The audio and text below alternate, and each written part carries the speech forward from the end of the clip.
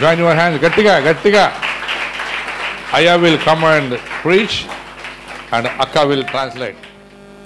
I'm so blessed to be able to come and fellowship and share the word of God with you. నాకు చాలా ఆనందంగా ఉందండి ఇలా మీ అందరి ముందు నిలబడి దేవుని వాక్యాన్ని మీతో పంచుకోవడం అనేది. God has been very good to me. దేవుడు ఇప్పటి వరకు కూడా నాలో ఆయన మంచితనం నేను చూశాను. ఆయన నన్ను ఇప్పటి వరకు కాపాడుతూ వచ్చారు. I really praise and thank God that I really appreciate your dear pastor and his beloved family for taking good care of me. నేను మీ పాస్టర్ గారిని అలాగే మీ యొక్క పాస్టర్ గారి కుటుంబాన్ని ఎంతో మెచ్చుకుంటాను. ఎందుకంటే మిమ్మల్ని చాలా బాగా చూసుకుంటున్నారు, చాలా బాగా మీ ఆత్మీయ జీవితంలో ముందుకు నడిపిస్తున్నారు కనుక. As Christian, it is so important for us to be hospitable and caring one for another. క్రైస్తవులు మనం చెప్పుకుంటున్న మనము ఒకరికి ఒకరు సహాయం చేసుకోవాలండి. ఒకరితో ఒకరు మనం ముందుకు నడవాలి. వారు ఇంకా మంచిగా ఎదగడానికి మనం సహాయం దయచేయాలి. In our relationship with one another, we must always remember we have a heavenly Father and we are all brothers and sisters in Christ. క్రైస్తవులు మనం చెప్పుకుంటున్న మనం ఒకటి గుర్తుంచుకోవాలండి. అదేంటంటే మనం అందరం కూడా దేవుని బిడ్డలం కనుక మన అందరము అక్క చెల్లెలము అలాగే అన్నదమ్ములం కనుక ఒకరికొకరు సహాయం దయచేయాలి. ఎందుకంటే మనం అందరం క్రీస్తులో ఒకటి. This morning I can be here because I know God loves you and God really love each one of you deeply. ఈ రోజు పొద్దున్న నేను ఇక్కడికి ఎందుకు వచ్చానంటే దేవుడు మన అందరినీ ప్రేమిస్తున్నాడు కనుక ముఖ్యంగా మిమ్మల్ని మన అందరినీ దేవుడు ఒక ప్రత్యేకంగా ఎన్నుకున్నాడు. ఆయన ఒక ప్రత్యేకమైన ప్రేమతో మనల్ని ప్రేమిస్తున్నాడు కనుక. If we have been spiritually born again of the new nature of Christ, ఎప్పుడైతే క్రీస్తులో మనం తిరిగి జన్మిస్తామో we have put off the old man, put on the new man. మన పాత జీవితాన్ని విడిచిపెట్టి ఒక కొత్త జీవితంలోనికి అడుగు పెడతామో, which means that we have been recreated in the image of the Lord Jesus Christ. మన పాత జీవితాన్ని విడిచిపెట్టి కొత్త జీవితంకి వచ్చినప్పుడు ఏం జరుగుతుందంటే మనలో క్రీస్తు ఉంటాడండి. క్రీస్తు ఒక జీవితం మనలోకి వస్తుంది. So in our lifestyle and in our walk in life, we must portray the life of the Lord Jesus. ప్రతిరోజు మనం చేసే పనుల్లోని మన జీవితంలోని మన ప్రవర్తనలోని మనం ఎప్పుడైతే తిరిగి జన్మిస్తామో క్రీస్తును పోలి నడుచుకోవడానికి ఆయన జీవితాన్ని కలిగి ఉన్న వారంగా మనం ఉంటాము. We must be good followers of Christ. క్రీస్తుని వెంబడించే వారిగా ఆయన అడుగుజాడలో నడిచే వారిగా మనం ఉండాలి. As true believers of Christ, we must be holy because we are known as saints of God. మనము దేవుని బిడ్డలు మనం చెప్పుకుంటున్న మనకి తెలుసుకోవాల్సిన ముఖ్యమైన విషయం ఏంటంటే మనం పరిశుద్ధంగా ఉండాలి. ఎందుకంటే మన దేవుడు పరిశుద్ధుడు గనక. God the Father see us as his children, which means we are all brothers and sisters in Christ. తండ్రి యొక్క దేవుడు మన అందరినీ తన సొంత కుమారులా చూస్తున్నప్పుడు మనమందరం కూడా క్రీస్తులో ఒకటి. మనమందరం క్రీస్తులో సహోదరులము. So it is important for us to always love and care for each other. అందుకే క్రైస్తవులు మనం చెప్పుకుంటున్న మనము ఒకరినొకరు ప్రేమించాలి, ఒకరికొకరు సహాయం చేసుకోవాలి. We are called to be fishers of men. We are called to be fishers of men. మనము క్రైస్తవులు మనం చెప్పుకుంటున్న మనకి ఒక పేరుందండి. అదేంటంటే మనుషుల్ని పట్టేవారము, వారిని పట్టేవారము. While the fishermen in the sea, river and pond are catching for fish, we are to be used by God to be a witness among men so that they can come to know the Lord. మనం చూసుకుంటే చేపలు పట్టే వాళ్ళు ఈ చెరువులోకి సముద్రాల్లోకి వెళ్ళి చేపల గురించి నెతికి వాళ్ళు పట్టుకున్న రీతిగా క్రైస్తవులు దేవుని విశ్వాసులు మనం చెప్పుకుంటున్న మనము దేవుని సాక్షిగా నిలబడి అనేక మంది ఆత్మలను రక్షించే వారిగా మనం ఉండాలి. We have been created to be new creation of God. ఎందుకంటే మనము క్రీస్తులో తిరిగి జన్మించిన వారము. We are to be his witnesses. మనము ఆయన సాక్షులుగా నిలబడాలి. We are to be his followers. మనము ఆయన వెంబడించే వారిగా ఉండాలి. We are to be his ambassadors. మనము ఆయన రాయబారులాగా ఉండాలి. It's just like the Indian ambassador in America. ఇప్పుడు మనం అమెరికా దేశంలో చూసుకుంటే అక్కడ కొంతమంది రాయబారులు నాయకులు ఉన్నారు. He is chosen among all the Indians in India to represent India so that the Americans can see a true Indian. ఎప్పుడైతే మన ఇండియాలో ఒక నాయకుడు లేకపోతే ఒక రాయబారి మన ఇండియా భారతీయులందరూ కలిపి మంచిగా ప్రవర్తిస్తామో వారి దేశంలో ఉన్న వారందరూ కూడా మనల్ని చూసి వీళ్ళు నిజమైన భారతీయులు అని చెప్పే రీతిగా వారు అనుకోవాలి. The Bible called Christian as ambassadors of Christ. మనకి పరిశుద్ధ గ్రంథం సెలవిస్తుంది కదండి, మనం అందరం కూడా క్రీస్తు యొక్క రాయబారులమని. So we must let people see Christ in our life. క్రైస్తవులు మనం చెప్పుకుంటున్న మనము ఆ క్రీస్తు యొక్క జీవితాన్ని కలిగి ఉంటే అవిశ్వాసులు కూడా మనలో క్రీస్తును చూస్తారండి. The Bible says we are children of God. పరిశుద్ధ గ్రంథం చెప్తుంది మనం దేవుని బిడ్డలమని. So when they see the children, they must see God. ఎప్పుడైతే దేవుని బిడ్డలమని చెప్పుకుంటున్న మనము వారు మనల్ని చూస్తారో మనలో క్రీస్తును వారు చూసేలా మనం జీవించాలి. Can people see God in your life? మిమ్మల్ని ఒక ప్రశ్న అడగాలనుకుంటున్నాను, ఎవరైనా మిమ్మల్ని చూసినప్పుడు క్రీస్తును చూస్తున్నారా మీ జీవితం నుంచి? Are you a true ambassadors of Christ? మీరు నిజముగా దేవుని రాయబారిలాగా జీవిస్తున్నారా, నడుచుకుంటున్నారా? Are you a replica of Christ? క్రీస్తు ఎలా జీవించారో అలా మీ జీవితం ఉందా లేదా? Are you a good representative? మీరు దేవుడు మీకు ఎలా చెప్పారో అలా జీవిస్తున్నారా? We must express the love and holiness of Christ. దేవుడు మనల్ని ఎంతో ప్రేమించాడు, ఆయన మనల్ని పరిశుద్ధంగా చేశాడు కనుక మనం అదే ప్రేమని అదే పరిశుద్ధతని ఇతరులకి పంచేవారిగా మనం ఉండాలి. As Christian we must love God and serve God. క్రైస్తవులు మనం చెప్పుకుంటున్న మనము దేవుణ్ణి ప్రేమించాలి, ఆయన అనేక మందికి ప్రకటించాలి. That is not what we say, but what the Lord Jesus said. అది ఎవరో మనుషులు తీసుకొచ్చి మీకు చెప్పింది కాదండి, యేసుక్రీస్తు వారు స్వయంగా మనకిచ్చిన ఆజ్ఞ, మనకిచ్చిన బాధ్యత.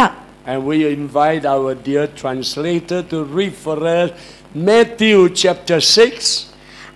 మత్తయి సువార్త 6వ అధ్యాయం verses 24 to the end of the chapter. 24వ వచనం నుంచి చివరి వరకు చూసుకుంటే ఎవరైనా గట్టిగా గొంతున్న వాళ్ళు చదువుతారా? మత్తయి సువార్త 6వ అధ్యాయం 24 నుంచి ఆఖరి వరకు.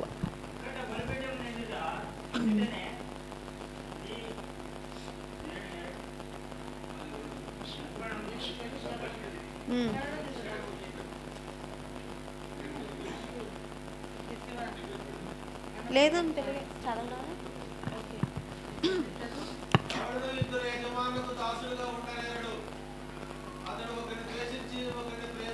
కాదు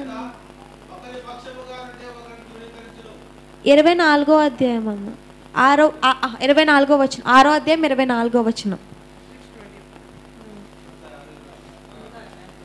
okay okay okay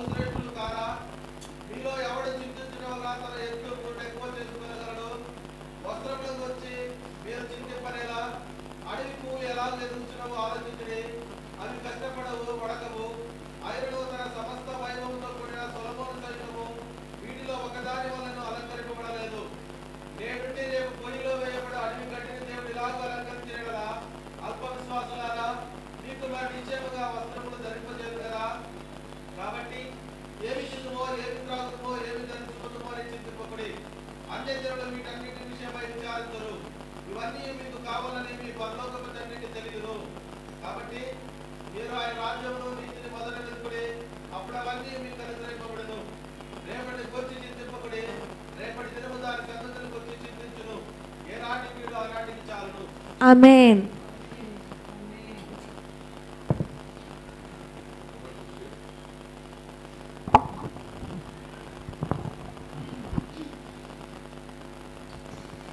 One of the terminologies that the Bible uses for us Christian is believer. ఇప్పుడు మనము ఈ పరిశుద్ధ గ్రంథంలో చూసుకుంటే ఒక్కొక్కసారి క్రైస్తవుల్ని విశ్వాసులను కూడా కొన్నిసార్లు రాయబడి ఉందండి ఈ పరిశుద్ధ గ్రంథంలో. This word believer come from the Greek word pisto, which simply means faith. We are people of faith. ఈ విశ్వాసి అనే ఒక పదానికి అర్థం ఏంటంటే ఇది గ్రీకు భాష నుండి తీసుకోబడిందండి. దాని యొక్క అర్థము విశ్వాసము. ఈ విశ్వాసులు అంటే విశ్వాసం కలిగిన వ్యక్తి అని అర్థం. In the portion of scripture we have just read, actually the Lord is reminding us as Christian we must have faith in God. ఇప్పుడు మనం చదివిన వాక్య భాగం చూసుకుంటే ఇన్ని వచనాల్లోని దేవుడు మనకి గుర్తు చేస్తున్నాడు. అదేంటంటే విశ్వాసులని చెప్పుకుంటున్న మనకి ఖచ్చితంగా విశ్వాసం అనేది ఉండాలి దేవుని పైన. And as believers we should not be worrying, we should not be very concerned about matters of this life. క్రైస్తవులు మనం చెప్పుకుంటున్న మనము మనకు డబ్బు విషయం వచ్చినప్పటికి ఎప్పుడు మనం కంగారు పడకూడదు, లేకపోతే భయపడకూడదండి. ఎందుకంటే మన దేవుడు మనకి ప్రతి దయచేసేవాడు ఆయన. యెహోవా ఈరే గనుక సమయానికి సరిపడా ఆయన ఖచ్చితంగా దయచేస్తారు. The Lord Jesus is saying, if we truly believe in God who really loves us, He cares for us, He knows our need, and He is a God of promise to take care of all of us, then we should not be anxious, but we must have faith in the Lord. యేసుక్రీస్తు వారు మనకు చెప్తున్నారు అదేంటంటే దేవుని బిడ్డలు మనం చెప్పుకుంటున్న మనము మన భారాన్ని లేకపోతే మన కష్టాల్ని మన దేవుడి మీద మోపినప్పుడు ఆయన నమ్మదగిన దేవుడు గనక, ఆయన మనల్ని ప్రేమిస్తున్నాడు గనక, ఆయనకి మన అవసరతలు తెలుసు గనక ఆయన ఖచ్చితంగా మనకు సహాయం దయచేస్తారు. ఎందుకంటే ఆయన మనకి ఎప్పుడు సమకూర్చే దేవుడు. The Lord said there are two masters in this life. మనం ఈ వచనంలో చూసుకుంటే ఇద్దరు యజమానులు కనిపిస్తున్నారండి ఇక్కడ. It is either God that you love and serve, or it is money that you love and you pursue. ఆ ఇద్దరు యజమానులు ఎవరండి ఇక్కడ? ఒకటి డబ్బు, ఇంకొకటేమో మన దేవాతి దేవుడు. The Lord is indirectly telling us, if we truly love God and serve God, there will be no worry in our life. ఇక్కడ దేవుడు మనకి స్పష్టంగా ఏం తెలియజేస్తున్నారంటే ఎప్పుడైతే నీవు దేవుని నిజముగా నమ్ముతావో, ఆయన నీకు సమకూరుస్తాడని నమ్ముతావో నీకు ఎలాంటి కష్టం ఉండదు, కానీ ఆయన సమయానికి ఖచ్చితంగా మీకు అందజేస్తాడు. But if you love money and you serve money, you will constantly have worry and you will be anxious in this life. కానీ ఎప్పుడైతే దేవుని కంటే ఎక్కువగా మనము డబ్బుకి ప్రాధాన్యత ఇస్తామో అప్పుడు ఆ డబ్బు అయిపోయినప్పుడు ఖచ్చితంగా మనకి భయము అనేది ఏర్పడుతుందండి మన హృదయాల్లోని. The Lord say we cannot serve two masters. దేవుడు ఇక్కడ స్పష్టంగా తెలియజేస్తున్నాడు అదేంటంటే మనం ఇద్దరు యజమానుల్ని పూజించలేము. You either serve God or you serve money. అయితే దేవుణ్ణి ప్రేమించాలి లేదా డబ్బుని ప్రేమించాలి. You either love God or you love money. దేవుణ్ణి ప్రేమించాలి లేదా డబ్బుని ప్రేమించాలి.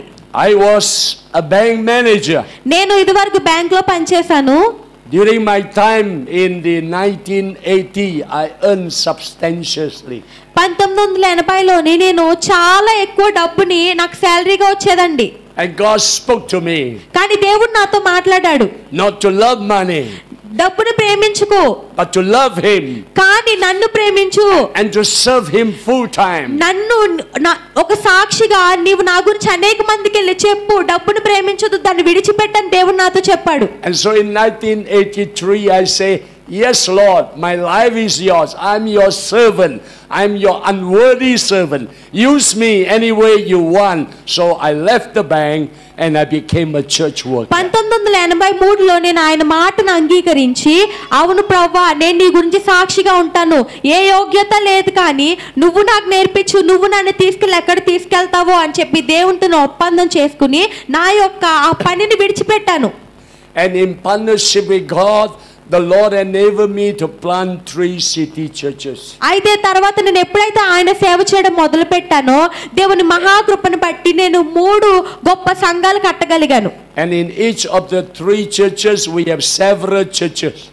అయితే ఆ పెద్ద పెద్ద సంఘాల నుంచి అనేకమైన బ్రాంచ్ చర్చెస్ కూడా, చిన్న చిన్న సంఘాలు కూడా మెల్లగా మొదలైనాయండి. We have English service.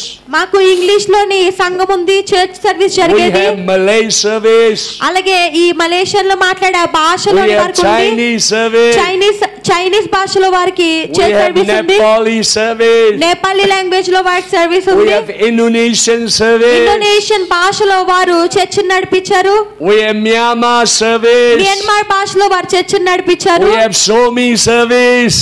ఇంకా అనేకమైన భాషల్లో వారు నడిపించారు. We have Soul service. వారికి ఇంకా అనేకమైన భాషల్లో అనేకమైన చర్చెస్ లో వారు ముందుకు నడిపించారు. So every Sunday in 3 different locations we have several services going on.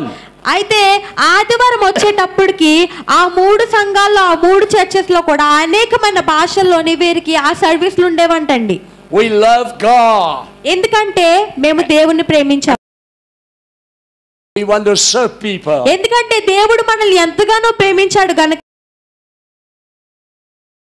చేస్తున్నాను, ఇప్పటికీ అనేక మందికి ఆయన ప్రకటిస్తున్నాను. We use whatever finances we have in our English congregation to start the Malay, to start the Mandarin, to start the Nepali, to start the Myanmar, the Zomi, the Zo, the Indonesian services, to reach out to the people. మా దగ్గర ఉన్న ప్రతి ఒక్క రూపాయిని కూడా మేము కలగలిపి మేము churches కట్టాము, మేము అనేక భాషల్లోని చర్చ్ సర్వీసెస్ స్టార్ట్ చేసాము.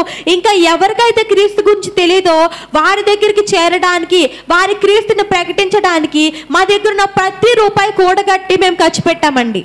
In this passage of scripture the Lord say, do not worry. మనం ఈ చదివిన వాక్య భాగం నుండి దేవుడు మనకు చెప్తున్న మాట ఏంటంటే, భయపడొద్దు, దేని గురించి చింతించొద్దు. Do not be anxious. దేని గురించి కూడా బాధపడొద్దు. Who is speaking? Jesus is speaking. ఈ వచనాలు ఎవరు రాశారండి? ఇందులో ఎవరు మాట్లాడుతున్నారు? వీటన్నిటిని యేసుక్రీస్తు వారు మాట్లాడుతున్నారు.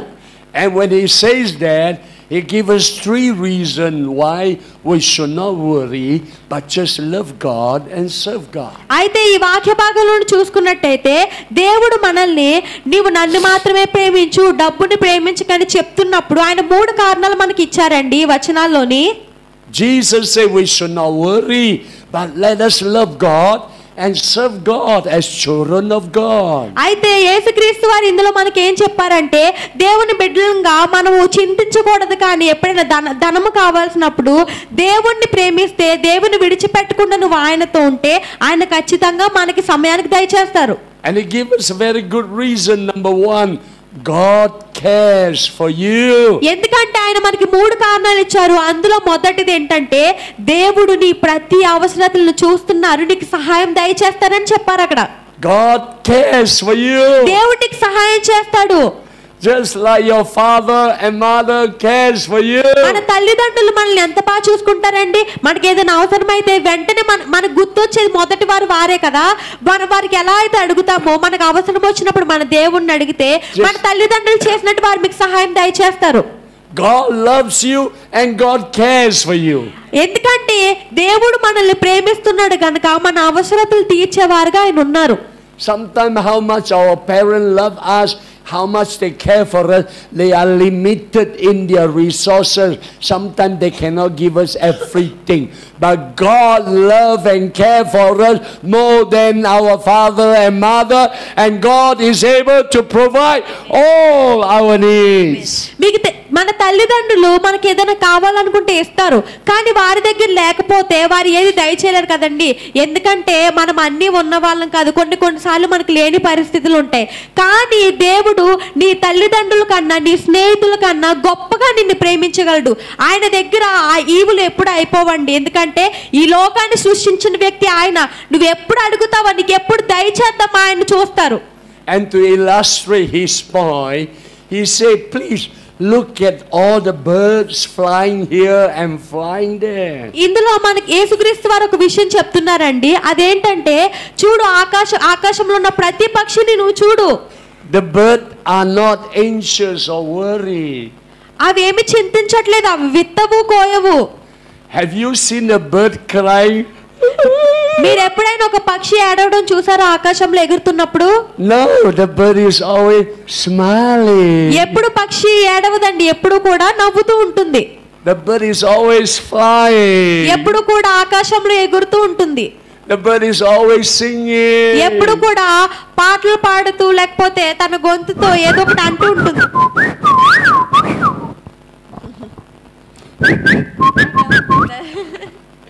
The bird is joyful. మనం ఎప్పుడైనా పక్షిని చూస్తే ఎప్పుడు ఆకాశంలో ఆనందంగా ఎగురుతూ పాడుకుంటూ ఉంటుంది. God provide plenty of grain, plenty of fruits, plenty of food for the birds. ఎందుకంటే దేవుడు పక్షులకు అనేకమైన ఆహారాన్ని దయచేశాడు. ఎక్కడ పడితే అక్కడ వాటికి ఆహారం దొరుకుతుంది. God provide enough worms for all the birds. అయితే చిన్న చిన్న పురుగుల్ని దేవుడు తయారు చేశాడు, అప్పుడు అది పక్షులకి ఆహారంగా మారడానికి. The birds' stomachs are always full. అందుకే పక్షి యొక్క కడుపు ఎప్పుడు నిండుగా ఉంటుందండి. And at about 6 or 7 p.m. the bird go and sleep very well. 6 లేకపోతే 7 గంటలకి వెళ్ళి చక్కగా పక్షులు పడుకుంటాయి. Early in the morning, 5-6 o'clock, the bird woke up cheerfully, so happy, knowing God will provide for them, and they begin to whistle. అయితే పొద్దున్న 5 లేకపోతే 6 గంటలకి ఎంచక్క లేగేసి చాలా ఆనందపడుతుంది. ఎందుకంటే తనకి ఆ పక్షికి తెలుసు దేవుడు పోషిస్తున్నాడు, దేవుడు ఖచ్చితంగా ఆహారం దయచేస్తాడని ఎంచక్క పాటలు పాడుతూ లేకపోతే ఈలలు వేస్తూ చాలా ఆనందంగా ఉంటుంది పక్షి.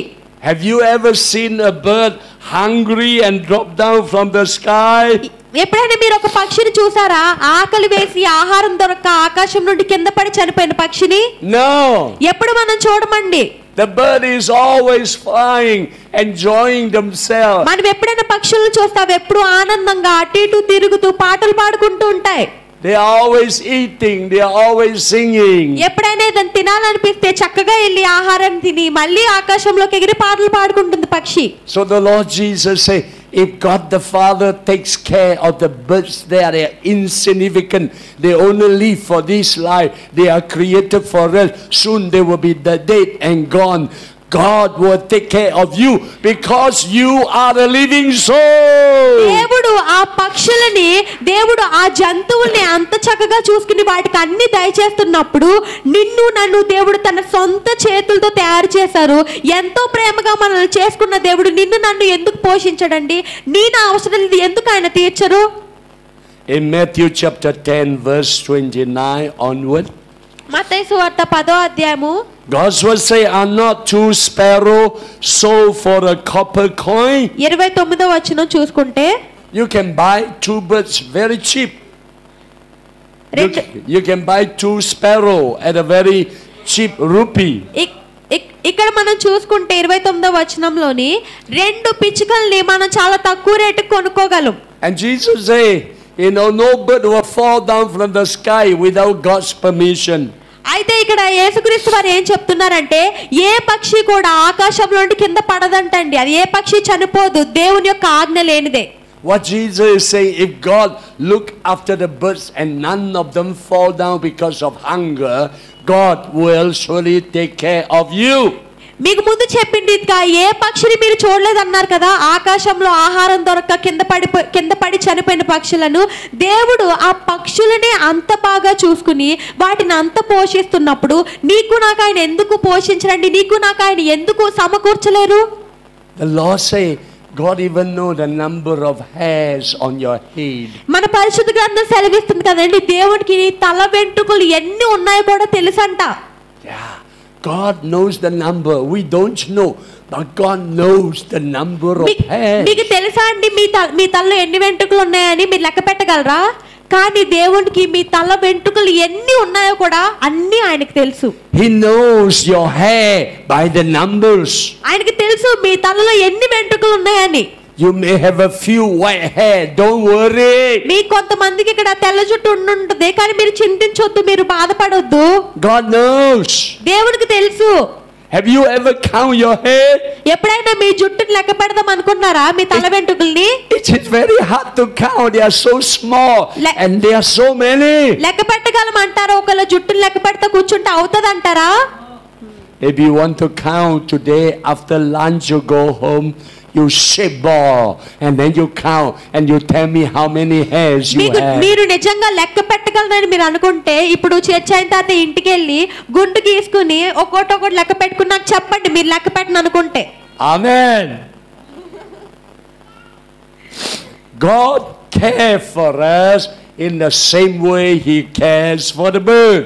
దేవుడు ఆ పక్షులను ఎలాగైతే చూసుకున్నారో, ఆ పక్షులను ఎలాగైతే పోషించాడు, అదే రీతిగా నిన్ను నన్ను ఆయన పోషిస్తారు.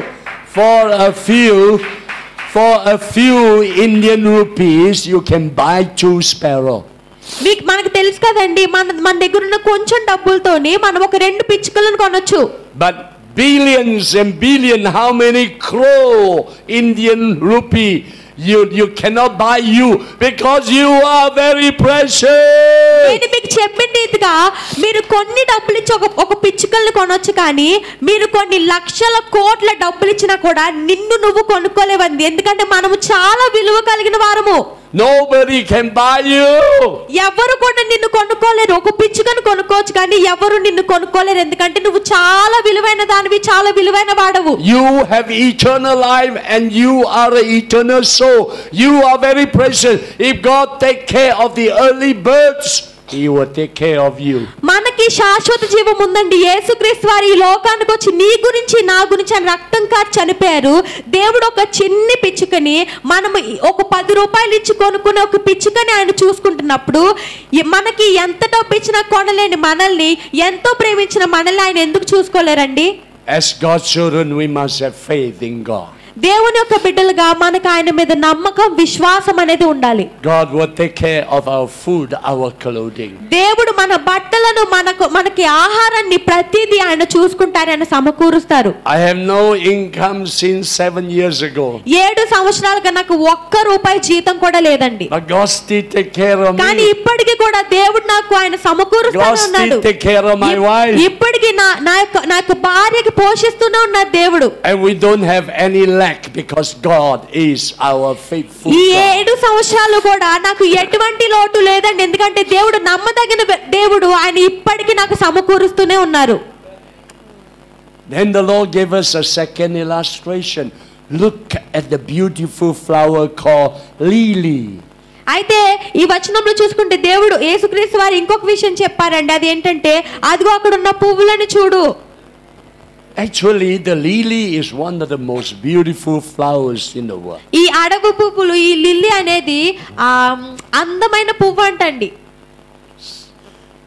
The lily is so beautiful that Jesus said, even King Solomon, in his beautiful clothing, the beauty of his clothing cannot compare with the beauty of the flowers. ఈ వచనంలో యేసుక్రీస్తు వారు మనకేం చెప్తున్నారంటే, అడవి పువ్వులు చూడు, అవి ఎంత అందంగా ఉన్నాయో. మీకు తెలుసా, ఆ రోజుల్లో సొలొమోను రాజు అంత ఖర్చు పెట్టి వేసుకున్న బట్టలు కూడా ఈ పువ్వు అందం ముందు ఏది సరిపోదని చెప్పాడు. Solomon Raja Solomon, he got all the money. He can buy all the cotton. He can buy all the linen. He can buy all the silk. But his clothing cannot compare with the beauty of the lily. Solomon రాజుకి చాలా డబ్బులు ఉన్నాయి కదండి. ఆయన cotton ఏంటి, అదేంటి, ఇదేంటి నచ్చిన బట్టలు కొనుక్కుని నచ్చిన విధంగా కుట్టించుకుని అందమైన బట్టలు వేసుకునేవాడు. కానీ ఆ బట్టలు ఈ అడవి పువ్వు ముందు ఎందుకు సరిపోవు, ఎందుకంటే ఈ అడవి పువ్వు చాలా అందంగా ఉంది. When you look at the beauty of the lily, you wonder, how come God make these flowers so beautiful and their life is so short, maybe 10 days, and the lily chuk, chuk, chuk, chuk, chuk, or die. మనం అడవి పువ్వులు చూసుకుంటే మనకు అనిపిస్తుంది, ఇంత అందంగా దేవుడు ఈ పువ్వుని ఎలా చేశారు, కాకపోతే ఎందుకైనా కొద్ది కాలమే పువ్వు బ్రతకడానికి అవకాశం ఇచ్చాడు. దాని బ్రతుకు కేవలం 10 రోజులే అండి. 10 రోజుల తర్వాత మెల్లమెల్లగా వాడిపోవడం మొదలు పెడుతుంది. The life of the lily, the flower, very short. ఈ అడవి పువ్వు యొక్క జీవన కాలం అనేది చాలా తక్కువ, చాలా చిన్నది. But God let us live, if He is willing, 120 years. కానీ మీకు తెలుసా, దేవుడు మనల్ని ఆయన అనుకుంటే 120 సంవత్సరాలు ఆయన మనకి ఆశించి మనల్ని బ్రతికించగలడు. And after that some more, we will live forever and ever as God's children in the presence of అయితే ఈ God. భూలోకం నుంచి మనం ఎప్పుడైతే చనిపోయి పైకి వెళ్తాం, అక్కడ శాశ్వతమైన జీవం కలిగి ఉండి ఆయనతో చిరకాలం ఉండే గొప్ప భాగ్యాన్ని ఆయన మనకి ఇచ్చారు. So if God can take care of us, దేవుడు మనల్ని చూసుకుంటున్నారు, మనల్ని ప్రేమిస్తున్నప్పుడు, just like He take care of the lily, ఆయన ఎలా అయితే ఒక అడవి పువ్వును చేశారో, దాన్ని ఎలాగా చూసుకున్నారో, we don't have to worry what kind of shirt we wear. మనము దేని గురించి చింతించక్కర్లేదండి. మనం ఎలాంటి బట్టలు వేసుకున్నాం, ఎలాంటి shirt వేసుకున్నామని. We don't have to worry about our sari. మనం ఎలాంటి చీర కట్టుకుంటున్నామని చింతించాల్సిన అవసరం లేదు. God will meet all our needs. దేవునికి మన ప్రతి ఒక్క అవసరత తెలుసు. ఆయన మనకు ఖచ్చితంగా సమకూరుస్తారు. We don't worry about the winter when it's very cold. God will provide our clothing. చలికాలం వస్తుంది కదా, చాలా చల్లగా ఉంటది కదా, ఎలాగాని బాధపడొద్దు. దేవుడు ఖచ్చితంగా మనకి ఆ వులెన్ క్లోత్స్, ఆ స్వెటర్స్ అవి మనకు ఖచ్చితంగా దయచేస్తాడు. ఆయనకి మన అవసరతలు తెలుసు.